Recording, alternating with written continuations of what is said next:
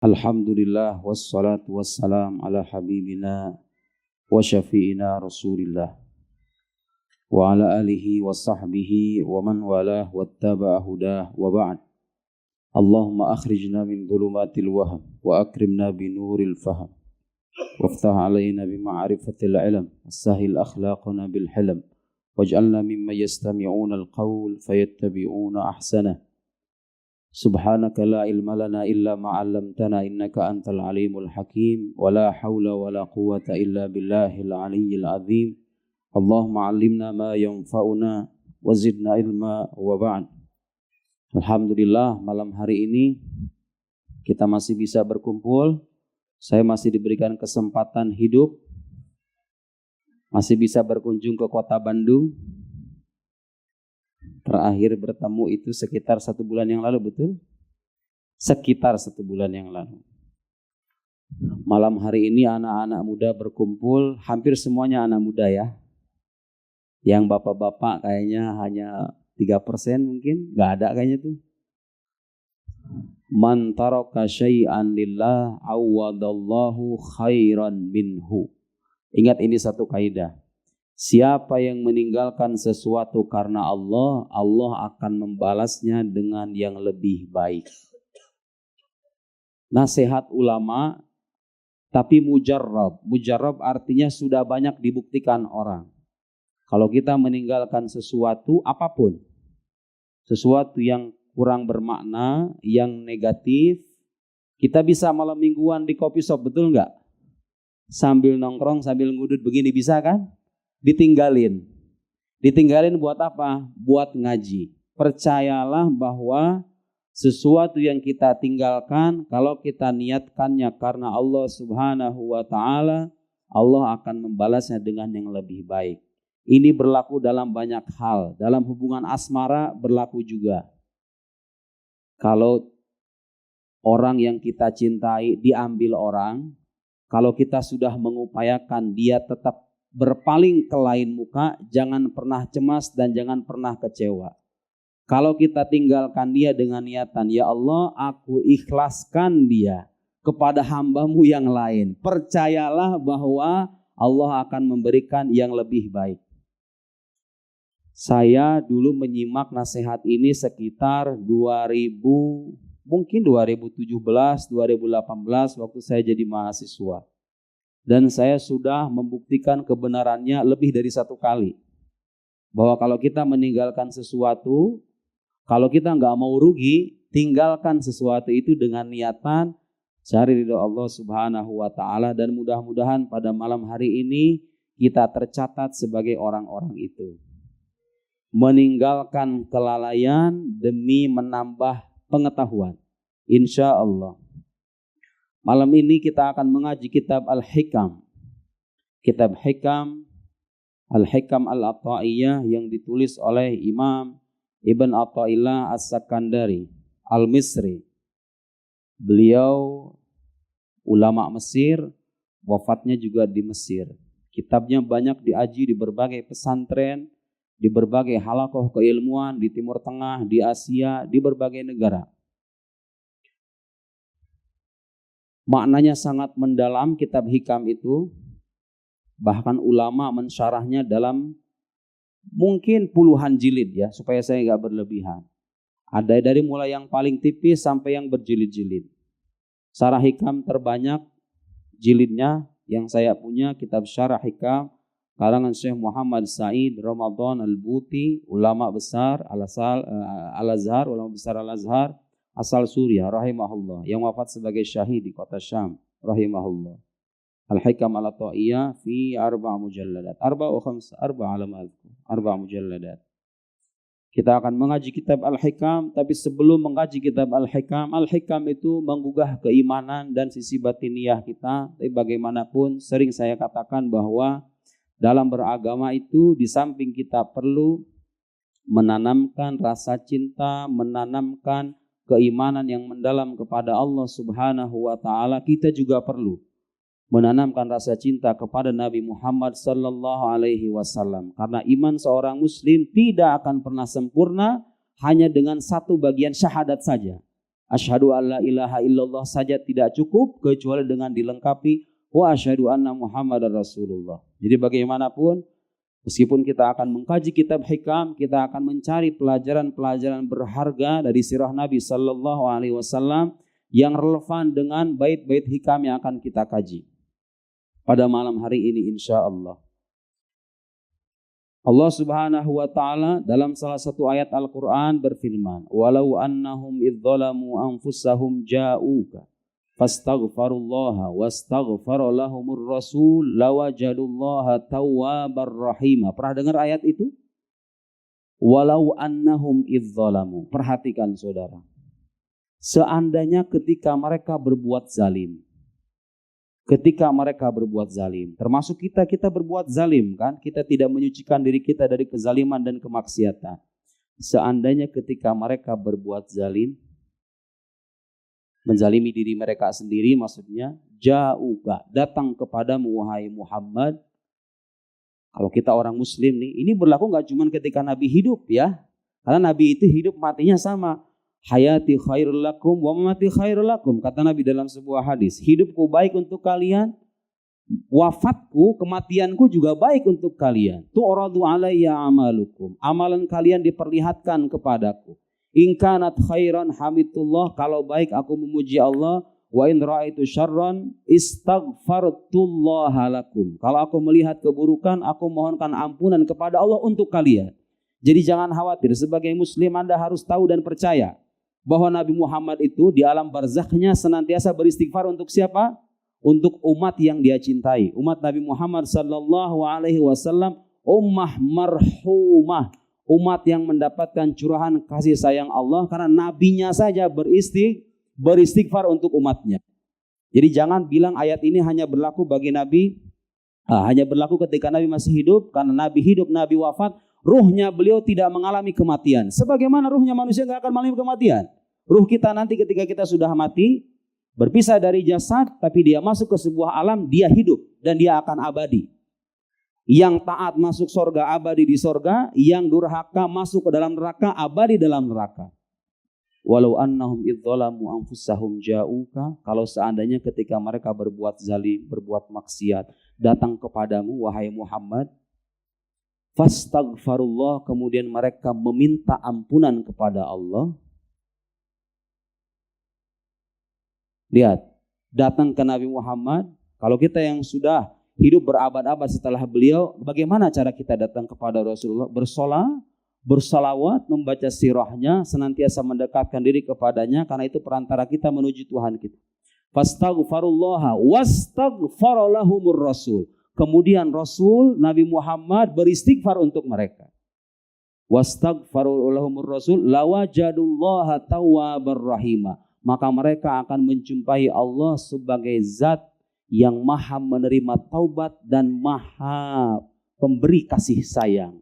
Kalau mau diberikan kasih sayang oleh Allah, kita mau hidup dalam curahan rahmat, di saat kita berdosa, bertawassul, bersolawat kepada Nabi Sallallahu Alaihi Wasallam, beristighfar kita, balasannya apa? Kita akan menjumpai Allah sebagai zat yang maha menerima taubat dan maha penyayang. Lihat, Al-Quran menggariskan ajaran kepada kita untuk mendekatkan diri kepada Nabi kita, bukan mempertuhan. Tidak ada kaum muslim mempertuhan Nabi Muhammad, bukan musyrik.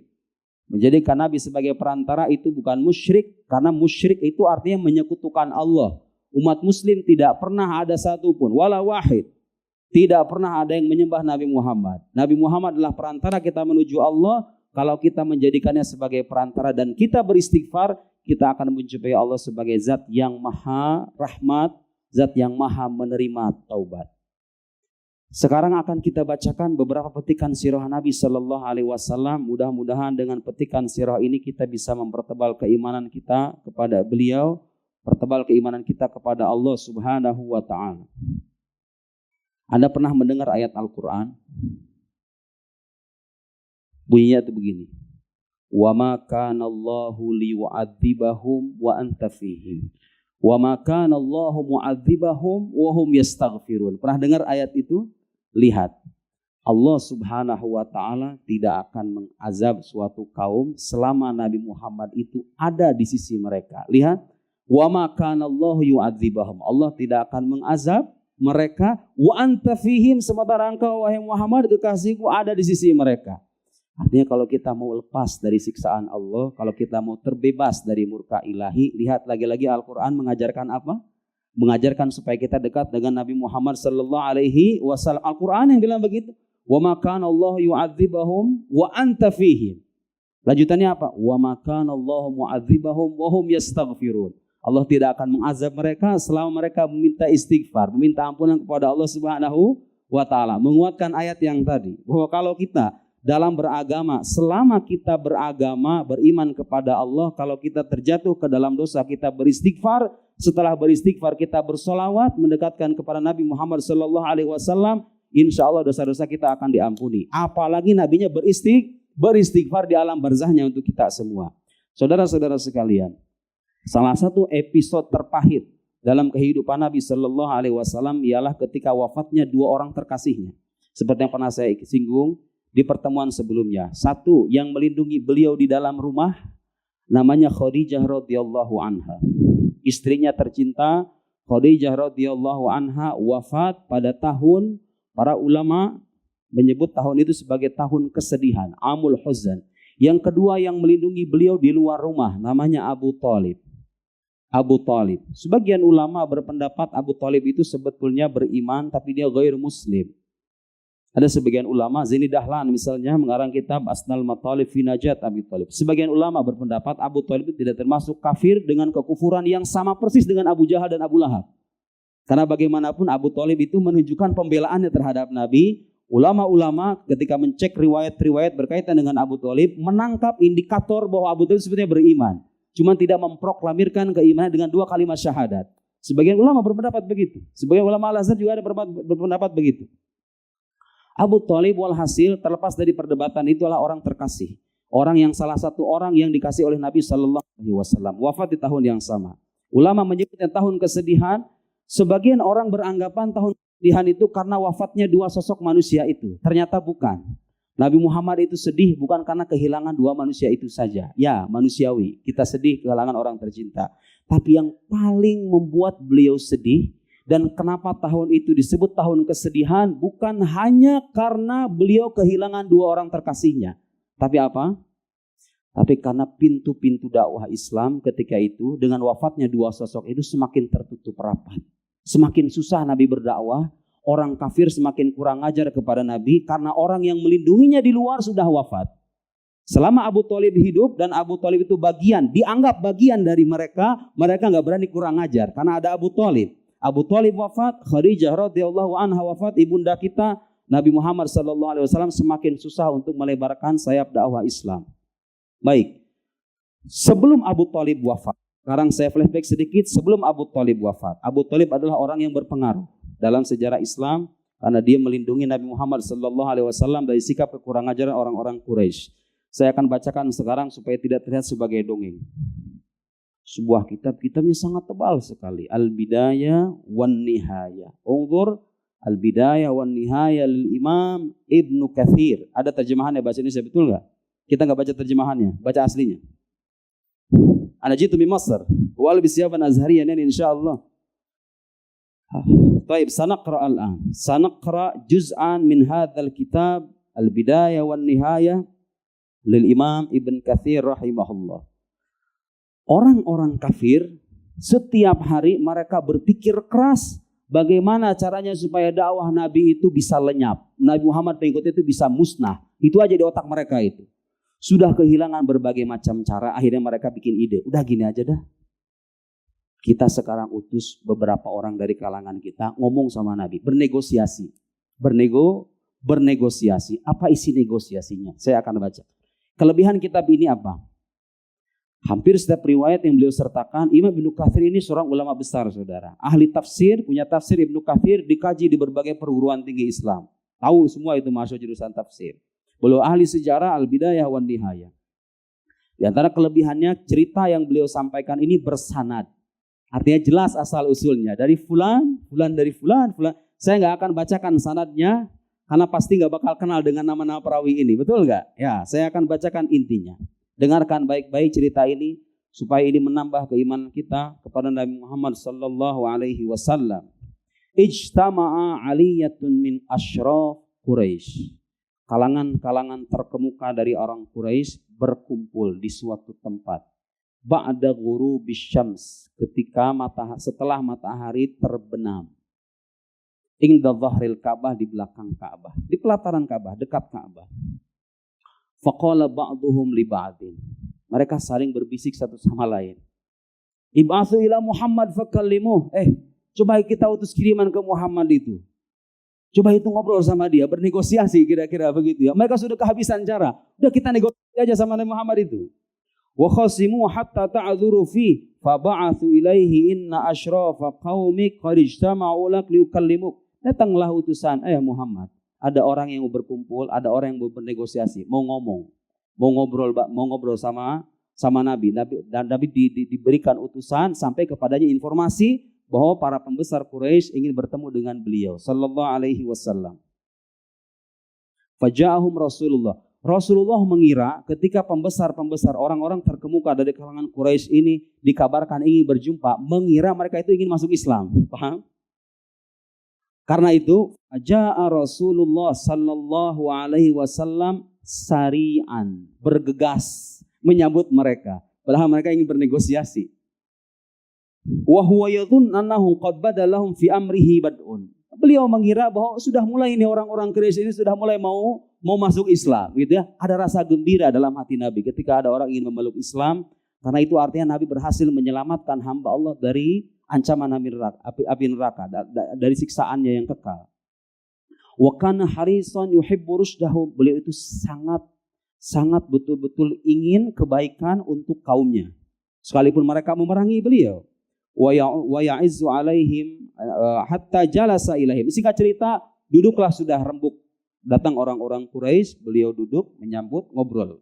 Faqalu, mereka bilang, "Ya Muhammad, inna qad ba'athna ilaika lina'dzura fik wa inna wallahi la na'lamu rajulan minal Arab adkhala ala qaumihi ma adkhalta ala qaumik."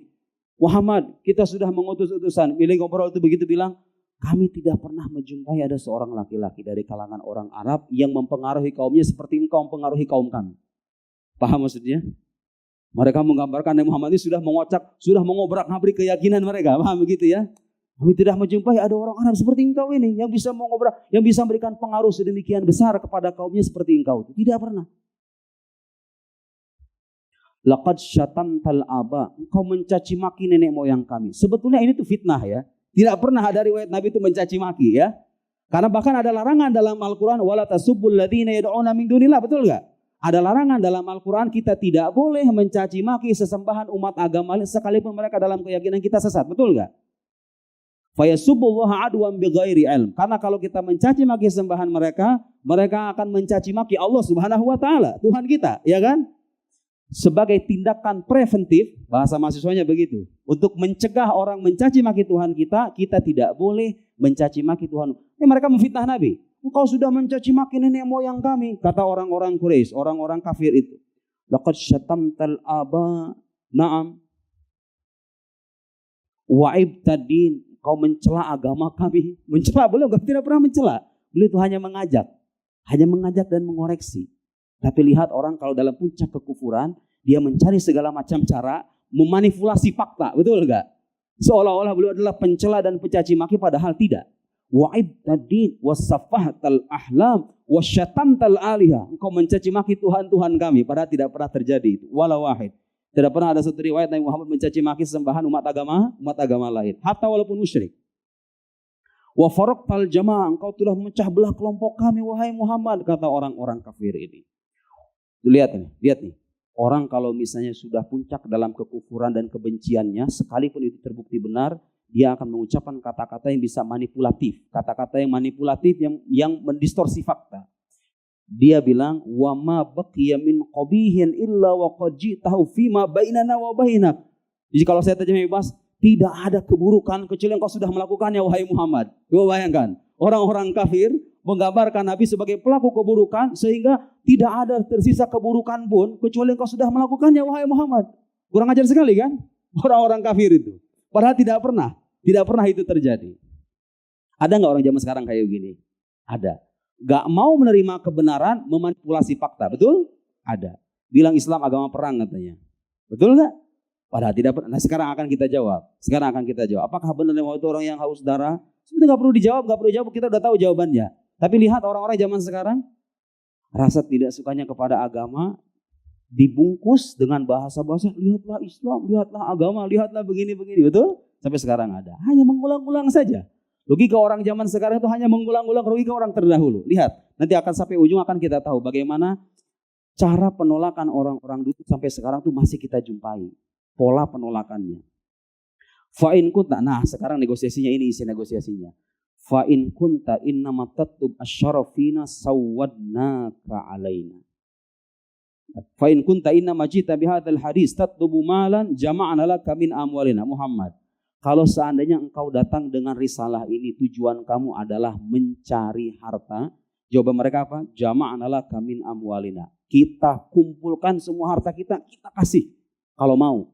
Kalau memang engkau itu berdakwah, mengajak kepada Tuhan yang satu, memerangi kemusyrikan, tujuannya mencari duit, mencari fulus, kami akan kumpulkan harta kami akan berikan kepada engkau. Hatta takun aktsarana malan, sehingga engkau menjadi orang yang paling kaya raya ketimbang kami. Mereka bersedia. Artinya mereka udah kehabisan cara kan? Sudah kehabisan cara. Ini cara bicara orang yang sudah kehabisan cara. Udah, kalau emang pengen nyari duit, udah kita kasih semuanya dah. Kira-kira begitu ya. Wa in kunta innama tatlub asyarafina sawwadnaka alaik. Kalau engkau hanya mencari kemuliaan, dengan dakwah ini engkau mencari kemuliaan, kami akan jadikan engkau sebagai orang yang mulia. Wa in kunta turidu mulkan mallaknaka alaina. Kalau engkau memang pengen menjadi seorang raja, kami akan jadikan engkau sebagai raja. Negosiasi mereka. Mau duit kami kasih, mau perempuan paling cantik kami berikan, mau jabatan kami berikan, mau kerajaan kami jadikan engkau sebagai raja. Wa in kana hadzal ladzi. Nah, ini kurang ajarnya mereka, dengarkan. Wa in kana hadzal ladzi ya'tika bima ya'tika ru'yan tarah qad ghalaba 'alaik farubbama kana dzalik badalna amwalana fi talabit tib hatta nubri'aka minhu aw na'dzura fik. Muhammad, tapi kalau seandainya yang engkau datangkan ini adalah buah dari mimpi dan angan kosong, buah kegilaan maksudnya. Kalau seandainya engkau ngomong begitu gara-gara gila, kata mereka, kita akan carikan dokter untuk menyembuhkan penyakit engkau ini. Kurang ajar sekali kan? Pertama ngomong kalau punya duit kita kasih duit dah. Mau jabatan kita kasih jabatan, pengen jadi pemimpin oke. Pengen jadi raja kita jadikan raja. Tapi kalau ini ternyata hasil kegilaanmu, kami akan carikan dokter yang bisa menyembuhkan penyakit itu. Kurang ajar sekali kan?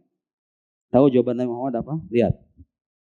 Duit sudah terhampar, jabatan sudah diberikan, tawaran dari berbagai sisi sudah datang.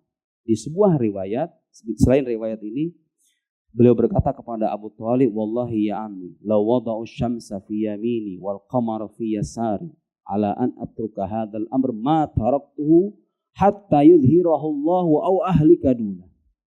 Demi Allah wahai pamanku, lihat keteguhan dan kemantapan batin Nabi Muhammad sallallahu alaihi wasallam. Di tengah godaan itu beliau berkata secara tegas di hadapan pamannya, demi Allah wahai pamanku, seandainya matahari diletakkan di sebelah kanan, bulan diletakkan di tangan sebelah kiri, supaya aku meninggalkan dakwah ini, aku tidak akan pernah meninggalkannya sampai Allah menampakkan agama ini, atau aku mati gara-gara mendakwahkan agama itu. Nabi Muhammad sallallahu alaihi wasallam mengajari kepada kita, wahai anak pemuda, jangan punya mental tempe. Selama Anda berjalan dalam kebaikan, ada orang merayu, ada orang menggoda, ada orang mencoba, ada orang berusaha untuk merusak rencana baik Anda. Lihatlah yang diajarkan sama Nabi, matahari di sebelah kanan, coba itu bayangkan.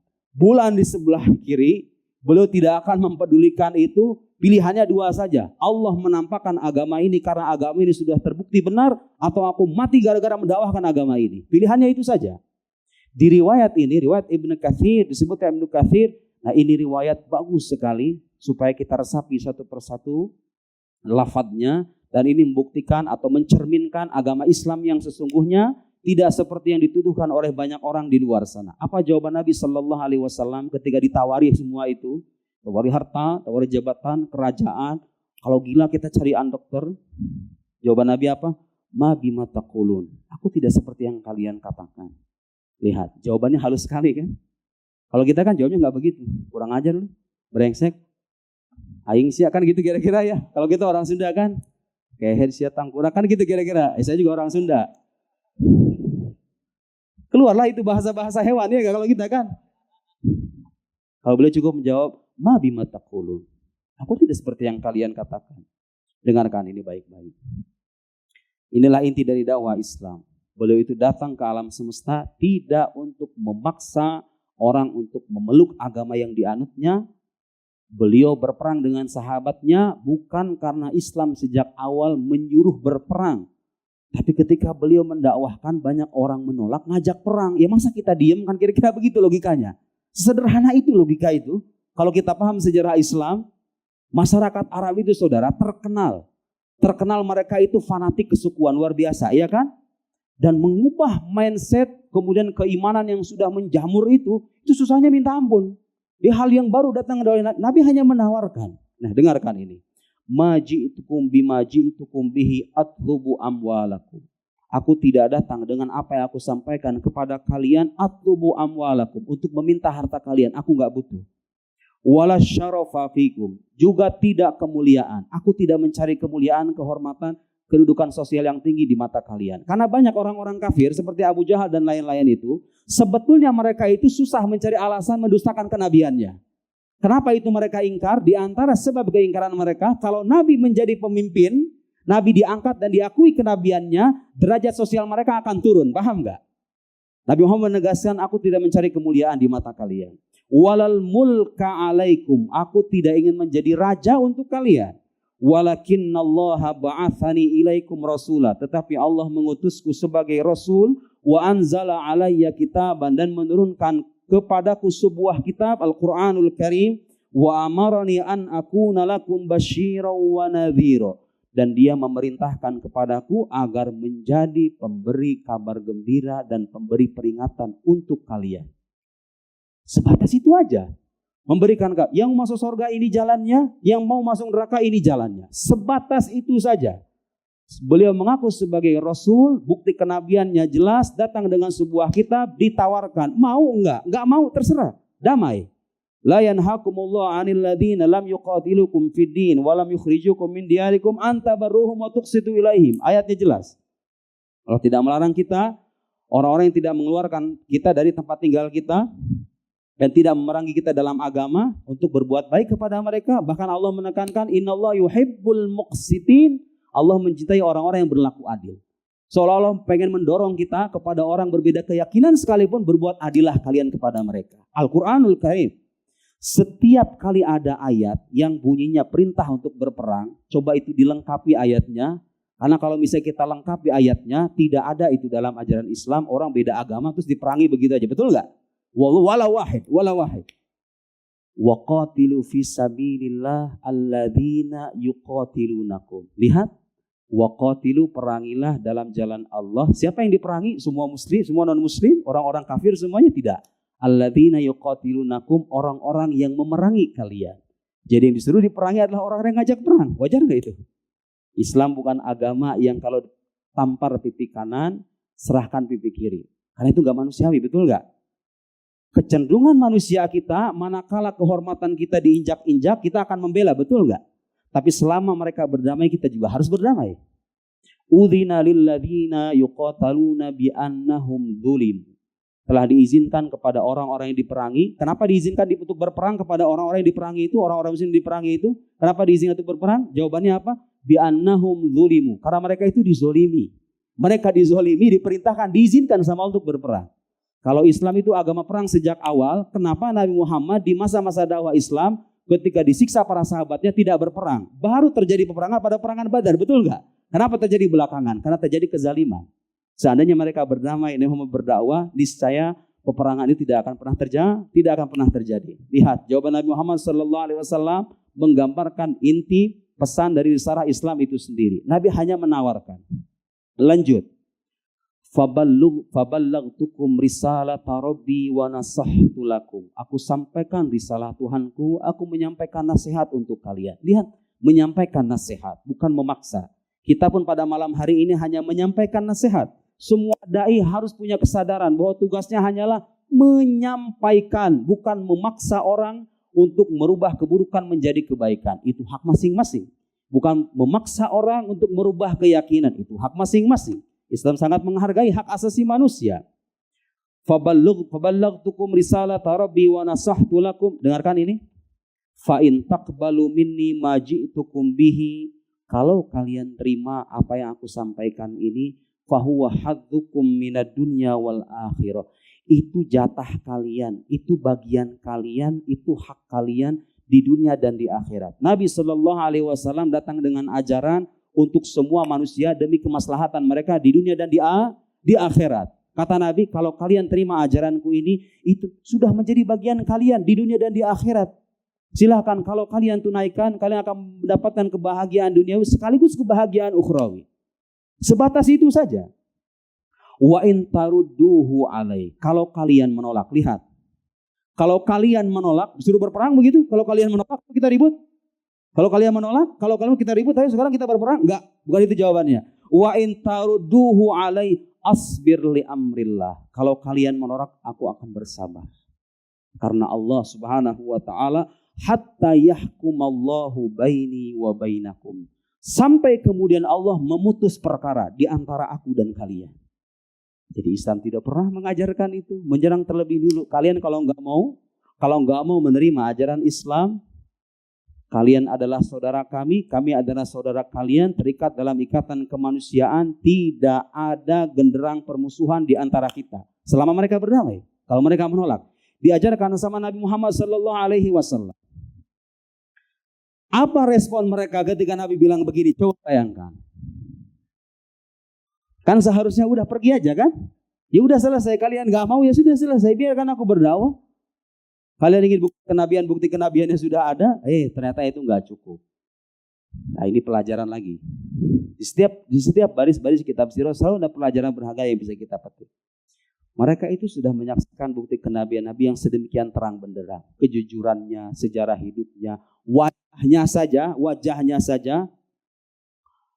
Pada sebuah riwayat salah seorang sahabat Nabi yang mantan Yahudi ketika Nabi melihat pergi ke Madinah, ketika hijrah ke Madinah, menatap dari jauh kemudian berkata dalam sebuah riwayat, alim tu'an nawajjahu laysa biwajhin kadzab.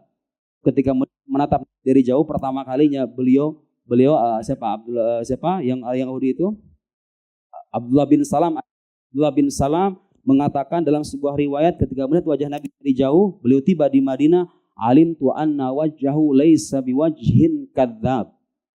Setelah itu aku baru tersadar bahwa wajahnya itu bukan wajah seorang pendusta. Kan ada ya Mas, orang-orang itu kalau misalnya kita lihat wajahnya itu udah suram gitu loh. Ada kan orang-orang kayak gitu kan? Ngelihat wajahnya itu kita udah enak gitu. Ada kan? Ada yang gitu kan? Ada sebaliknya. Sampai sekarang ada tuh warisan-warisan kenabian itu sampai sekarang masih ada. Itu ada kiai-kiai, ulama-ulama, idza ru'u dzukirallah. Kalau wajah mereka dilihat, Allah itu langsung diingat. Ada nggak yang kayak begitu? Ada. Tipe-tipe kayak gitu tuh masih ada sekarang. Di kampung biasanya. Di kampung, di kota-kota udah jarang biasanya. Kayaknya banyak proposal soalnya. Idza ru'u dzukirallah. Jika mereka dilihat, Allah Subhanahu wa taala langsung teringat. Ada semacam itu. Warisan. Ada kiai-kiai, ada ulama-ulama yang kalau kita menatap wajahnya, kita tidak kuat karena wibawanya. Nabi Muhammad juga begitu sebetulnya. Makanya kalau Anda baca sejarah kehidupan Nabi, kitab Syama'il Muhammadiyah, rata-rata perawinya itu orang-orang yang pernah kecil sama Nabi. Sayyidina Hasan, Sayyidina Husain, Sayyidina Ali, betul? Kemudian anak tirinya Nabi Hindun dan perawi-perawi yang lain. Rata-rata. Karena sahabat-sahabat yang dewasa, Amr bin As, Khalid bin Walid, apalagi Abu Sufyan yang belakangan itu rata-rata. Gak bisa lama-lama ngelihat wajah Nabi itu. Karena saking wibawanya. Itulah alasan kenapa para ulama menjelaskan sebetulnya Nabi yang paling tamat itu Nabi Muhammad SAW, hanya saja ketampanannya ditutup oleh kewibawaan. Sehingga peristiwa yang menimpa Nabi Yusuf alaihissalam perempuan-perempuan yang memotong-motong tangan itu, faqatta'na aydiyahunna wa qulna hasya lillahi ma hadza basyarin hadza illa malakun karim. Oh, ini bukan manusia, ini malaikat ini. Kata perempuan-perempuan yang melihat Nabi Yusuf. Teman-temannya Zalikha, orang Indonesia nyebutnya Zulaikha, ya, istri Raja Mesir. Tahu kisah itu dalam Al-Qur'an ya. Terjadi kisah itu karena Nabi Yusuf ketampanannya Allah tampakkan kepada orang banyak. Nabi Muhammad sallallahu alaihi wasallam ajmalul khalq utiyal husnu kullu. Wa sayyidina Yusuf utiya syatrul husn, kata para ulama. Nabi Yusuf diberikan separuh keindahan, Nabi Muhammad diberikan semua keindahan, lakinnahu mughatta bil haibah, tapi ditutup dengan haibah dan kewibawaan sehingga orang enggak bisa menatap lama-lama wajah beliau sallallahu alaihi wasallam. Apa jawaban orang-orang kafir ketika Nabi Muhammad menyampaikan jawaban semacam itu? Jawaban yang halus, tidak ada permusuhan sama sekali, tidak ada api permusuhan. Ya Muhammad, fa in kunta ghaira qabil minna ma aradna alaik. Kalau kamu enggak mau terima Muhammad, tentu dengan suara yang nada tinggi pastinya ya. Kalau kalian enggak mau terima, kalau kamu enggak mau terima Muhammad, faqad alimta annahu laisa ahadun minan nas adyaqu biladan wala aqalla mala wala ashadda 'aishan minna. Enggak ada umat yang paling miskin, yang negaranya paling sempit, yang umatnya paling miskin selain kami ini. Minta kekayaan. Bukan minta kekayaan, nantang Nabi. Kamu kalau Nabi beneran, coba buat kita kaya ini. Bikin kita jadi umat yang paling kaya. Gunung-gunung dijadikan emas, kira-kira begitu. Nanti akan kita bahas. Fasallana rabbak, coba minta sama Tuhanmu itu wahai Muhammad. Alladzi ba'atsaka bima ba'atsaka bihi falyusayyir 'anna hadhil jibal. Tolong itu jalankan, perjalankan gunung-gunung di samping kita ini. Gunung disuruh jalan. Kamu kalau beneran Nabi katanya coba buat gunung ini berjalan. Kurang ajar kan? Mintanya aneh-aneh gitu. Orang zaman sekarang ada nggak ya gitu? Terakhir itu saya ditanya ada orang nanya sama saya. Ustaz, kalau memang Tuhan itu ada, kenapa dia nggak menampakkan dirinya aja langsung begini, celuk begini? Ayo kalian yang debat-debat tentang aku ada sekarang. Kenapa kata Yoi? Dia lupa. Tuhan tuh kalau menampakkan dirinya sama kita sekarang. Kira-kira masih ada nggak orang yang ingkar itu? Masih ada. Nanti ada orang yang bilang, ini bukan tuh, ini nggak sempurna ini, gambarnya masih kurang ini. Nanti ada teolog-teolog datang tuh, Tuhan tuh katanya nggak ada batas. Sementara ini ada batasannya Tuhan, bukan Tuhan ini mah. Ada yang ingkar nanti pada akhirnya nggak? Iya kan? Ada misalnya versi keindahan orang Indonesia dengan orang Afrika sama atau beda? Oh beda. Ayo. Kata orang Indonesia, oh ini Tuhan ini. Misalnya. Kata orang Afrika, bukan Tuhan ini, jelek ini. Nah ayo gimana? Masih ada yang ingkar gak itu? Tidak akan menyelesaikan persoalan dengan Tuhan menampakkan diri pun. Dan mustahil Allah menampakkan dirinya ke alam semesta. Karena kalau dia menampakkan ke alam semesta, dia menjadi bagian dari alam, menjadi bagian dari makhluk terbatas seperti hanya makhluk. Mustahil, ya kan? Tapi itu permintaan orang-orang kafir dulu. Dan ada itu permintaan kayak begitu, zaman dulu. Sampai sekarang masih ada. Orang yang bertanya kayak begitu. Lihat. Wal yubsit lana biladana. Jadikan itu negeri kami menjadi negeri yang luas. Kata mereka, kalau seandainya engkau Nabi. Wal yajri fiha anharan ka anhari Syam wal Iraq. Tolong itu alirkan sungai-sungai seperti halnya sungai-sungai Syam dan Iraq. Sungai Efrat yang luas itu. Tolong katanya berikan kami sungai-sungai semacam itu, kata mereka. Kemudian apa lagi? Wal yab'ats lana man madha min abaina. Coba tolong minta sama Tuhan kamu akan membangkitkan orang nenek-nenek moyang kami yang sudah mati itu katanya. Waliyakun fi ma yub'ats lana minhum Qusay bin Kilab. Tolong kalau ada yang mau dibangkitkan, tolong Qusay bin Kilab aja katanya. Request. Kurang aja sekali itu request kan? Qusay bin Kilab aja katanya dibangkitin. Kenapa? Fa innahu kana syaikhan saduqan. Dia seorang yang jujur.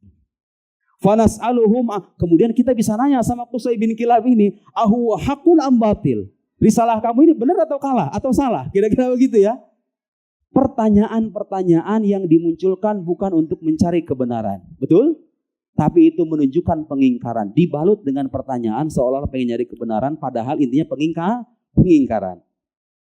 Fa'in fa'alta ma sa'alnak wa saddaqna. Kalau seandainya engkau bisa melakukan yang tadi itu. Gunung-gunung berjalan. Kemudian kita punya sungai-sungai seperti Iraq dan Syam. Kita menjadi negeri yang kaya raya begitu ya. Buah-buahan dan semacamnya. Menjadi negeri yang luas, menjadi negeri yang sejahtera, kami akan membenarkan kamu. Wa annahu ba'atsaka rasulan, dan kami akan percaya bahwa Allah sudah mengutusmu sebagai rasul. dalam ayat ini riwayat ini tidak bertentangan dan ini dibenarkan dalam ayat Al-Quran di surat Al-Isra. Lihat. Sekarang kita akan lihat bagaimana orang-orang yang mengingkari ajaran Islam itu hanya mengulang-ulang perkataan orang terdahulu. Lihat permintaan mereka di Quran direkam. Wa qalu lan nu'mina laka hatta tafjura lana minal ardi yanbu'a. Orang-orang kafir berkata, Muhammad, kami tidak akan beriman kepada engkau sampai engkau memancarkan mata air. Permintaan mereka. Hatta tafjura lana minal ardi yanbu'a. Au takuna laka jannatum min nakhilin wa 'inabin fatufajjiral anhara khilalaha tafjira. Atau engkau punya kebun yang luas, kebun korma, kebun anggur, kemudian engkau alirkan di balik kebun itu sungai-sungai yang memancar. Sungai-sungai dengan air yang memancar di kebun-kebun itu. Au takuna laka jannatum min nakhilin wa 'inabin fatufajjiral anhara khilalaha tafjira. Lanjutannya apa? Au tusqitas samaa kama za'amta alaina kisafan. Atau engkau menjatuhkan langit berkeping-keping katanya. Mereka gak mau beriman kecuali Nabi itu menjatuhkan langit berkeping-keping kepada mereka. Lanjutannya apa lagi? Au ta'tiya billahi wal malaikati qabila. Atau engkau datangkan Tuhan sama malaikatnya itu barengan sekaligus datang. Mereka gak mau beriman dengan tantangan apa katanya? Coba datangkan Tuhan dengan malaikat. Sama. Sampai sekarang masih ada orang bertanya kalau Tuhan ada, kenapa nggak dimunculkan aja sekalian di alam dunia ini? Betul nggak? Orang-orang kafir dulu ngomongnya kayak begitu. Au ta'tiya billahi wal malaikati qabila. Au yakuna laka baitum min zukhruf. Atau kamu punya rumah yang terbuat dari emas. Lihat permintaan-permintaannya. Atau engkau punya umat yang dari emas. Au yakuna baitum min zukhruf. Au qafis sama. Atau engkau naik ke langit Muhammad. Tapi ada lanjutannya. Walan nu'mina liruqika hatta tunazzila alaina kitaban naqra'u. Tapi kalaupun engkau naik ke langit, kami gak akan percaya dengan itu sampai kecuali engkau datang dengan sebuah kitab, datang dari langit, jelek begini kita baca langsung gitu. Kata mereka begitu. Kurang ajar sekali kan? Kalaupun kamu bisa naik ke langit, lan nu'mina biruqika hatta tunazzila alaina kitaban naqra'u. Sampai engkau mendatangkan sebuah kitab dari langit itu yang kita baca langsung. Baru kita yakin itu dari Tuhan katanya. Tahu gak jawaban Nabi apa? Qul subhana rabbi hal kuntu illa basyarar rasula. Maha suci Tuhanku, aku ini hanya seorang rasul. Padahal saudara, kalau seandainya Allah amini permintaan mereka itu bisa apa enggak? Menjadikan gunung-gunung itu berjalan. Kemudian menjadikan negeri Mekah tidak menjadi negeri yang tandus. Bisa atau tidak? Nah Allah menurunkan Al-Quran dari langit gitu. Kayak Superman bisa datang. Malaikat Jibril kayak Superman. Bruk begitu sekarang. Kan ada sampai sekarang. Itu sampai sekarang masih ada orang. Gimana Anda buktikan ke Nabi Muhammad itu katanya. Kan Tuhan aja gak bisa dilihat. Kenapa Al-Quran itu gak diturunkan aja langsung begitu. Biar kita percaya semuanya katanya. Kan sampai sekarang masih ada orang kayak gitu. Lihat orang-orang kafir dulu itu. Sekarang saya mau kasih penjelasan. Kenapa Nabi itu tidak mengamini. Atau Allah subhanahu wa ta'ala tidak mengabulkan permintaan Nabi Muhammad SAW itu. Bukan permintaan Nabi, permintaan orang-orang kafir, maaf. Kenapa Allah itu tidak mengabulkan? Anda kalau baca surat Al-Ma'idah, Al-Hawariyun, pengikut setia Nabi Isa alaihi salam pernah mengajukan permintaan serupa, cuma bedanya sekarang permintaan dari orang beriman. Al-Hawariyun, pengikut Nabi Isa, dikisahkan bertanya dan meminta kepada Nabi Isa alaihi salam. Lihat, ini orang beriman ya. Orang beriman di zaman masa lampau minta bukti kepada Nabi Isa supaya menunjukkan hidangan dari langit. Ada kan surat Al-Ma'idah? Ya Isa bin Maryam hal yastati'u rabbuka ayyunazzila alaina ma'idatan minas sama? Wahai Isa bin Maryam, bisakah Tuhanmu menurunkan hidangan dari langit? Permintaan orang-orang setianya ini padahal bukan orang-orang kafir. Bisa enggak itu Allah menurunkan hidangan dari langit? Jawaban Nabi Isa apa? Nabi tahu kalau seandainya permintaan mereka itu dikabulkan, itu bisa celaka untuk diri mereka sendiri. Akhirnya apa? Nabi Isa berkata, "Qala taqullaha in kuntum mu'minin." Bertakwalah kalian kepada Allah kalau kalian beriman. Belum selesai, mereka pengen penasaran. Qalu nuridu an na'kula minha wa tatma'inna qulubuna wa na'lama an qadaqsana wa nakuna an sadaqtana wa nakuna 'alaiha minasyahidin. Kita pengen tahu. Wahai Nabi, kita pengen tahu. Kita ingin menyaksikan lahirnya hidangan supaya kita yakin. Mereka meminta ini. Kalau sekarang mintanya supaya apa? Supaya yakin. Kalau yang tadi itu hanya kekurangan ajaran semata. Di sekarang ada pengikut Nabi tujuannya bagus supaya memantapkan keimanan. Akhirnya Nabi Isa mengabulkan permintaan kaumnya. Qala Isa bin Maryam, Allahumma rabbana anzil alaina ma'idatan minas sama. Doa Nabi Isa yang terekam dalam Al-Quranul Karim, ya Allah wahai Tuhan kami, turunkanlah hidangan untuk kami dari langit. Takunu lana 'idan li awwalina wa akhirina. Supaya turunnya hidangan itu menjadi hari raya untuk orang-orang pendahulu kami dan orang-orang yang kelak akan datang setelah kami. Takunu lana 'idan li awwalina wa akhirina wa ayatan minka warzuqna wa anta khairur raziqin. Tahu jawaban Allah apa? Lihat. Minta sesuatu yang ajaib. Sekarang banyak enggak orang yang pengen sesuatu yang ajaib itu? Merasa dirinya itu perlu, coba itu kalau Nabi beneran itu. Saya pengen lihat Nabi itu dalam keadaan sadar begini. Kalau saya itu kira-kira kalau dekat dengan Allah, saya pengen dapat keajaiban-keajaiban, karomah-karomah. Ada nggak orang zaman sekarang kayak begitu? Pengen beragama itu tujuannya dia ingin menambah keajaiban demi keajaiban. Ada nggak itu? Ada. Saya pengen melihat malaikat, penasaran saya supaya iman saya bertambah ini. Saya pengen ketemu malaikat Jibril ini, kayak gimana malaikat Jibril itu sebetulnya? Ada kan orang-orang yang punya kecenderungan begitu tuh kalau beragama. Dia wiridan, sholat, niatannya supaya apa? Supaya dikasyaf. Tahu istilah kasyaf? Disingkapkan mata batinnya, melihat malaikat, melihat jin gitu ya kira-kira ya. Sehingga dia menjadi manusia yang sakti. Itu bahaya permintaan kayak begitu. Lihat. Jawaban Allah apa? Ketika Nabi Isa berdoa memenuhi permintaan kaumnya, menurunkan hidangan dari langit, apa jawaban Allah? Qala Allahu inni munazziluha alaikum. Baik, kalau gitu aku turunkan kepada kalian hidangan. Faman yakfur ba'du minkum fa inni u'adzibuhu 'adzaban la u'adzibuhu ahadan minal alamin. Tapi ingat catatannya, kalau ada yang kafir setelah itu, setelah aku turunkan hidangan itu, aku akan menyiksa dia dengan siksaan yang tidak pernah aku timpakan kepada salah seorang manusia pun di alam semesta ini. Pedih enggak itu kira-kira itu? Karena itu Al-Quran menggambarkan orang yang beriman kepada Allah dan dia tidak melihat Tuhannya. Al-innal ladina yakhshawna rabbahum bil ghaib. Sesungguhnya orang-orang yang takut kepada Tuhannya bil ghaib. Kita ini bil ghaib, kita tidak pernah melihat. Kita orang awam semuanya. Apa janji Allah? Lahum maghfiratu wa ajrun kabir. Mereka akan diberikan ampunan dan pahala berlimpah. Pahala yang banyak. Makanya jadi orang beragama gak usah minta neko-neko pelajarannya. Nabi Muhammad sengaja gak mengabulkan permintaan itu. Karena kalau seandainya permintaan itu dikabulkan, apa yang terjadi? Bangsa Arab musnah semuanya.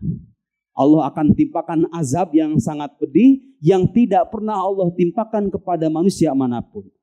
Ayat Al-Quran tadi mengatakan, wa ma kana Allahu liyu'adzibahum wa anta. Selama ada engkau wahai Muhammad, Allah tidak akan menyiksa mereka. Artinya tidak akan menyiksa dengan azab yang itu tadi gitu ya. Wa ma kana Allahu mu'adzibahum wa hum yastaghfirun. Subhanallah. Nabi Muhammad sengaja tidak memenuhi tantangan mereka, bukan karena nggak bisa, bukan karena Allah itu tidak mampu, tapi itu semata-mata untuk rahmat bagi mereka semua. Alaihi wasallam. Di riwayat lain, saya harus membagi waktu ya. Saya mulai jam berapa? Jam 8 ya.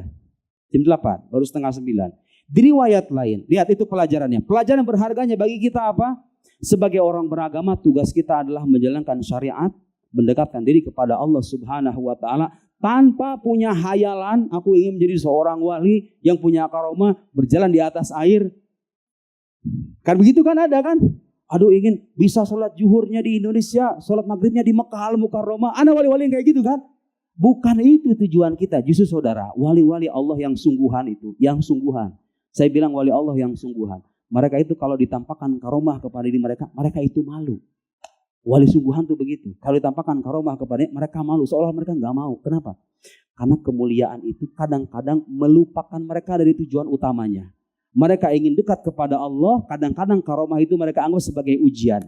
Makanya dikenal ungkapan al-multafit la yasil. Orang yang menoleh, dalam kaidah para sufi itu al-multafit, orang yang menoleh, artinya terpukau. Terpukau dengan pencapaian ibadahnya, terpukau dengan kejernihan batinnya, terpukau dengan hal-hal ajaib. Kalau kita kan cenderung pengen cerita, betul gak? Wali-wali Allah yang sungguhan itu merasa malu, gak mau, pengen itu ditutup. Supaya apa? Supaya mereka tidak terlupakan dari tujuan utama dan mereka senantiasa dekat dengan Allah Subhanahu wa taala, tidak tertipu dengan godaan-godaan dunia. Wali sungguhan. Kalau wali KW, kebalikannya. Wiridan, sholat sunnah, tahajud, niatannya supaya aku mendapatkan hal-hal yang ajaib itu. Lihat, kadang-kadang kita beragama sebagai orang awam. Kita nggak melihat Nabi, kita nggak melihat malaikat, kita nggak melihat Allah. Ditutup dari mata kita, itu sebetulnya rahmat buat kita. Supaya apa? Supaya kita terhindar dari azab yang pedih Allah Subhanahu wa Ta'ala. Kalau seandainya Anda melihat malaikat sekarang nih, melihat malaikat, atau Anda berjumpa dengan Muhammad dalam keadaan yaqdzatan, dalam keadaan sadar, siksaan untuk Anda itu akan berbeda kalau Anda berbuat dosa dengan orang-orang awam seperti kita. Benar gak? Dari sini kita bisa belajar. Betul? Jadi lebih milih mana? Jadi orang awam atau jadi wali yang punya keajaiban-keajaiban itu? Jadi orang awam tapi istiqomah. Wal istiqomah hiya ainul karamah. Keistiqomahan dalam beragama itulah karomah yang sesungguhnya. Bukan hal-hal yang ajaib itu. Keistiqomahan menjalankan syariat agama itulah karomah yang sesungguhnya bagi seorang muslim. Saya ingin mengatakan bahwa orang muslim itu punya kemuliaan di sisi Allah Subhanahu wa Ta'ala sekalipun dia asi, sekalipun dia berbuat maksiat. Imam Abdul Hasan Syazili dalam Taiful Minan, karangan Imam Toila As-Sakandari, mengutip perkataan Imam Abdul Hasan Syazili, lau kushifat nurul mu'min al-asi. Kalau seandainya cahaya keimanan orang beriman yang ahli maksiat. Ana la atakallam 'anis solihin, ana atakallam 'anil usah wal mudnibin. Kalau seandainya disingkapkan cahaya orang beriman yang bermaksiat, la taqbaqa ma bainas sama'i wal ard. Itu cahayanya bisa menyelimuti langit dan bumi. Siapa itu? Orang yang ahli maksiat. Yang ahli maksiat ada keimanan asyhadu alla ilaha illallah wa asyhadu anna muhammadar rasulullah dalam hatinya. Di mata Allah itu sangat berharga. Zaman sekarang ada orang kebalikannya. Oh, beragama yang penting berbuat baik aja, iman mah gak penting. Betul gak? Wali mah ngomongnya beda ya. Cara pandang seorang wali yang paham agama dengan yang tidak paham agama berbeda. Kita gak begitu. Amalan kebaikan penting, iman juga penting. Jadi iman itu maha penting. Kenapa penting? Karena itu hubungan vertikal kita dengan Tuhan. Coba Anda sekarang kalau jadi atasan. Saya mau nanya sekarang. Anda menjadi seorang atasan punya karyawan. Di semuanya loyal sama kita. Mengaku kita sebagai atasan. Ini logika sederhana tapi gak sepenuhnya tepat ya. Saya ingin mendekatkan pemahaman saja. Anda punya bawahan. Semuanya itu berkomitmen, semuanya bekerja. Sebagian yang mengakui agak sebagai atasan taat kepada Anda. Hormat kepada Anda. Dia menjalankan tugas sekaligus hormat kepada Anda. Yang sebagian lagi ada 1-2 orang. Dia melakukan kebaikan di tempat kerja Anda itu. Tapi dia bersikap kurang ajar kepada Anda. Dia tidak menganggap Anda sebagai atasannya. Bahkan dia bersikap yang tidak layak kepada Anda. Di mata Anda kira-kira gimana itu orang? Penting ya udah gak usah diakui kita gitu. Sebagai atasan ini manusiawi ya kan? Jangan anggap kekufuran itu sebagai sesuatu yang biasa. Justru itu kedurhakaan yang luar biasa. Betul gak?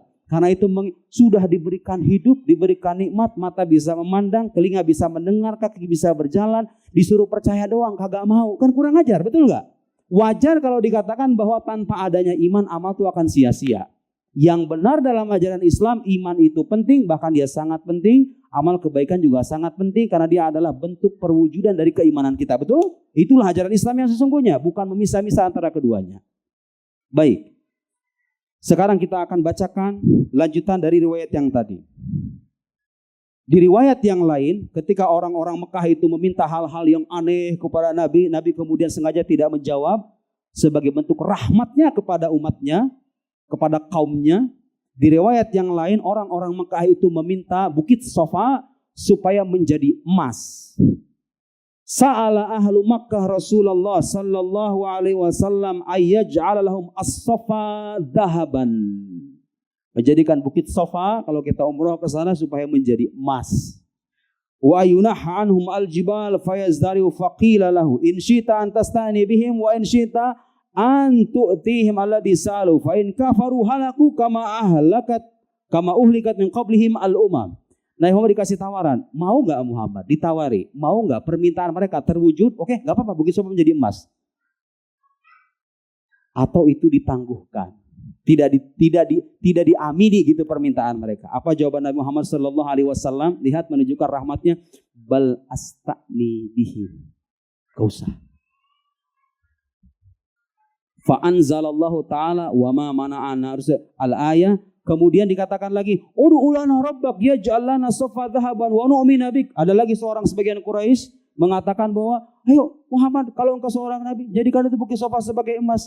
Wa taf'alu, kalau seandainya itu jadikan emas, mereka mau beriman? Jawaban Nabi Muhammad bertanya. Qalu, nah, ya kita akan beriman. Qala, fada'a fa'atahu Jibril, malaikat Jibril datang, faqala, inna rabbak yaqra'u 'alaikas salam. Muhammad, ya Rasulullah, Allah Subhanahu wa taala mengucapkan salam. Wa yaqulu lak in syi'ta asbaha safa lahum dhahaban. Kalau engkau mau wahai Muhammad, aku akan menjadikan bukit Safa itu sebagai emas. Faman kafara minhum ba'da dzalik, lihat seperti tadi ayat Al-Qur'an, u'adzibuhu 'adzaban la wa'adzibuhu ahada minal alamin. Kalau mereka kafir setelah dikasih itu semua permintaan mereka, aku akan berikan sanksi kepada mereka, siksaan yang tidak pernah aku berikan kepada satu orang manusia pun di alam semesta ini. Siksaan yang sangat pedih. Jawaban Nabi Muhammad sallallahu alaihi wasallam apa? Wa in syi'ta fatahta lahum babar rahmah. Tapi kalau engkau mau, engkau bisa membukakan pintu rahmat kepada mereka. Apa jawaban Nabi? Balit taubatu war rahmah. Aku lebih memilih pertaubatan dan rahmat untuk mereka semuanya. Tidak diamini permintaan mereka. Sallallahu alaihi wasallam. Ibnu Katsir berkomentar riwayat ini, wahadhani isnadan jayyidan. Isnad cerita ini bagus. Jadi ini bukan riwayat palsu, apalagi terekam dalam Al-Qur'anul Karim. Itulah beberapa keteladanan Nabi kita sallallahu alaihi wasallam yang menunjukkan keteguhannya, kemantapan batinnya dalam mendakwahkan ajaran Islam, tidak tergoda dengan harta, tidak tergoda dengan perempuan, dengan jabatan. Di saat sekarang ada pemuka-pemuka agama mengorbankan agamanya supaya mendapatkan popularitas, supaya mendapatkan uang yang berlimpah, supaya mendapatkan pangkat dan kedudukan sosial, lupa bahwa tujuan utamanya adalah menyebarkan dakwah Islam. Nabi Muhammad melalui riwayat tadi mengajari kita supaya kita teguh dalam keimanan kita dan tidak tergoda dengan hal-hal yang bersifat sementara. Baik, sekarang saya akan bacakan kitab Al-Hikam yang kira-kira relevan dengan pesan-pesan moral yang tersampaikan dalam kisah sirah Nabi Sallallahu Alaihi Wasallam tadi. Saudara-saudara sekalian, sekarang semua manusia kita saksikan tidak ada yang diuji dengan ujian. Semuanya mendapatkan ujian. Tidak ada juga manusia yang tidak mendapatkan nikmat. Semuanya mendapatkan nikmat, betul? Tidak ada. Ada satu bait Ibn Athaillah As-Sakandari. Itu baitnya singkat, tapi kalau kita pahami maknanya, itu maknanya sangat padat. Apa di antara munajat Imam Ibn Athaillah As-Sakandari dalam kitab Al-Hikam Al-Athaiyah? Perhatikan, dengarkan ini baik-baik. Nasihat untuk diri saya sendiri, nasihat untuk semuanya. Madza wajada man faqadak wa malladhi faqada mawajadak. Ringkas sekali kan? Apa yang didapatkan oleh orang yang kehilangan engkau wahai Allah Subhanahu wa taala? Apa yang hilang dari orang yang sudah mendapatkan engkau ya Allah? Paham itu maksudnya? Kalau orang punya harta, bergelimang kemewahan duniawi, sementara dia lupa dengan Tuhannya, kehilangan Tuhannya. Apa yang dia dapatkan sebetulnya? Kira-kira begitu ya. Sebaliknya saudara, Anda terhimpit oleh masalah, terjatuh dalam kemiskinan, keterbatasan. Kalau sudah mendapatkan keridhaan Allah Subhanahu wa taala, hidup dekat dan taat dalam agamanya, apa yang hilang dari diri Anda itu sebetulnya? Paham itu maksudnya? Madza wajada man faqadak. Apa yang didapatkan oleh orang yang kehilangan Allah Subhanahu wa taala? Apa yang didapat? Dia dapat duit-duitnya habis, dia dapat kendaraan-kendaraan ditinggalkan, dia dapat pangkat-pangkatnya akan hilang. Kalau dia kehilangan Tuhannya, apa yang dia dapatkan? Paham? Luar biasa orang muslim. Kalau seandainya paham betul bahwa tujuan hidupnya adalah ke sana, bahwa yang dia dapatkan hanya sementara, tidak akan tenggelam dalam kekecewaan dunia. Haqqul yaqin. Madza wajada man faqadak. Lanjutannya apa? Wa malladzi faqada ma wajada. Apa yang hilang dari diri kita, Apa yang lenyap dari kehidupan kita kalau kita sudah mendapatkan keridhaan Allah Subhanahu wa taala? Nabi Muhammad tidak terlena dengan tawaran-tawaran itu karena beliau tahu dan mengajari kita bahwa tujuan hidup kita yang sesungguhnya abadi itu ada di sana. Selama kita itu diridhoi oleh Allah Subhanahu wa taala, tidak ada yang hilang dari diri kita itu pada hakikatnya. Sebaliknya, kalau kita jauh dari Tuhan kita, semua yang kita dapatkan itu tidak bernilai dan tidak bermakna. Lihat, Imam Ibn Athaillah As-Sakandari, "Madza wajada man faqada, wa alladhi faqada ma wajada." Di antara baitnya yang lain menyebutkan sebagai bentuk kehambaan yang tulus kepada Allah Subhanahu wa taala, Imam Ibn Athaillah As-Sakandari mengatakan, "Ilahi, in dhaharatil mahasinu minni fabifadlik walakal minnatu alai, wa in dhaharatil masawi minni fabi'adlik walakal hujjatu alai."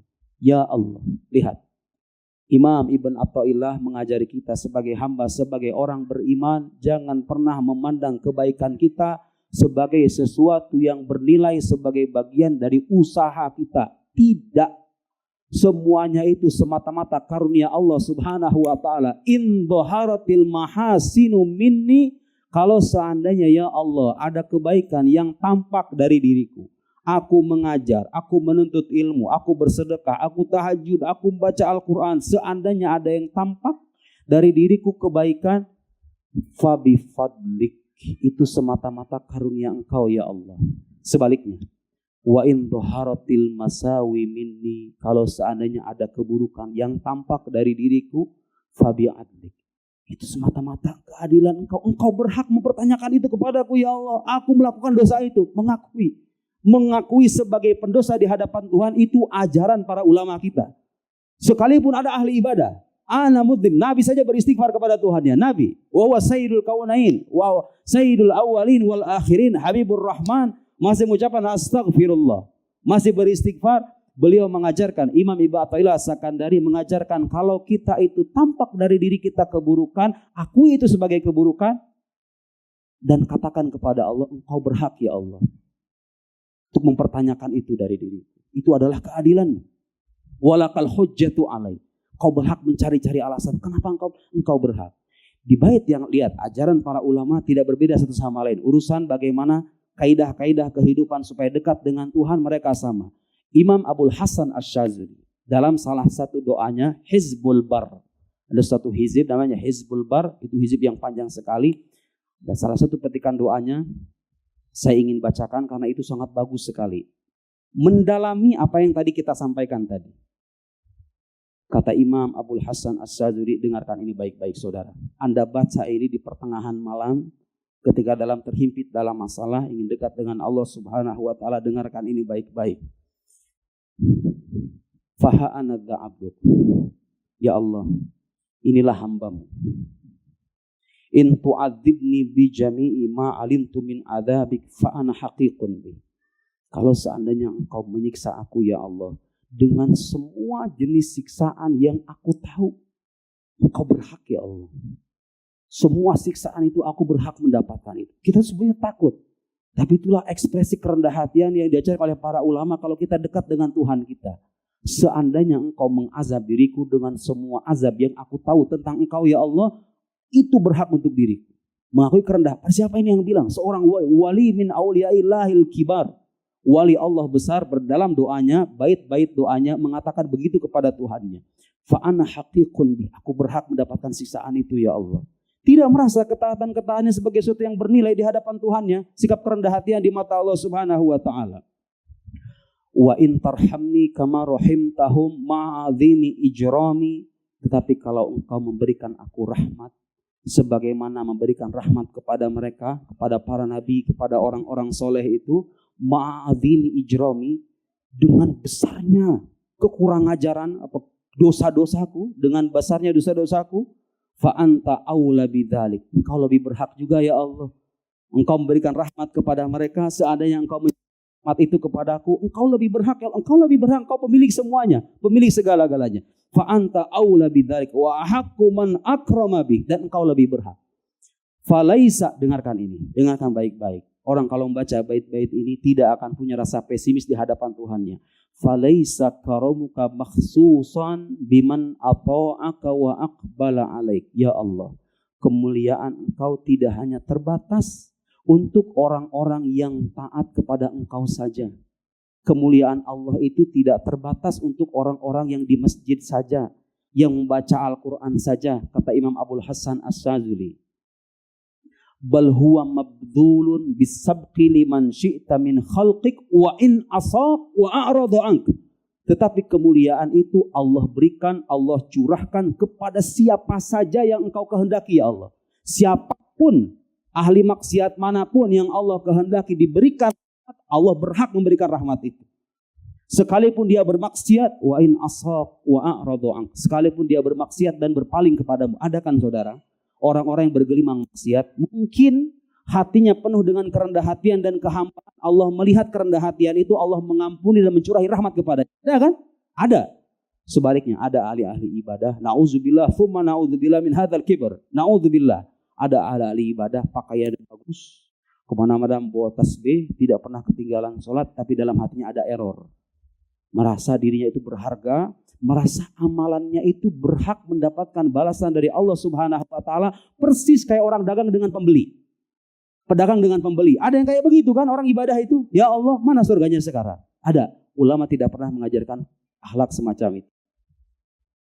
Walaisa minal karam alla tuhsina illa liman ahsana ilaik. Bukan kemuliaan kalau engkau berbuat baik kepada orang yang berbuat baik kepada engkau saja. Saudara, kalau ada orang berbuat baik kepada kita, kita berbuat baik kepadanya, itu bukan bagian dari karom. Karom itu kemuliaan, tapi kemuliaan level khusus gitu ya. Kedermawanan. Kedermawanan level khusus. Kan biasanya begini, orang itu kan kalau misalnya berbuat baik sama kita, kita berbuat baik sama dia, betul nggak? Ada nggak orang berbuat jahat sama kita, kita berbuat baik kepadanya? Ada nggak? Jarang, jarang. Tapi kalau ada, itulah namanya karom. Itulah namanya karom. Imam Abul Hasan As-Sadzuli merayu Allah, dua tanda petik. Merayu Allah Subhanahu wa Ta'ala, ya Allah. Falaisa karamuk, laisa minal karam alla tuhsina ila liman ahsana ilaik. Tidak termasuk kemuliaan jika engkau hanya berbuat baik, mencurahkan rahmat kepada orang-orang yang taat kepada engkau saja. Wa antal mifdalul ghani, engkau Tuhan yang maha kaya ya Allah, tidak butuh dengan ketaatan hamba-hamba itu semuanya. Bal minal karam an tuhsina ilaman asa'a ilaik. Tapi bagian dari kemuliaan itu adalah engkau berbuat baik kepada orang-orang yang berbuat buruk kepada engkau, ya, bermaksiat maksudnya.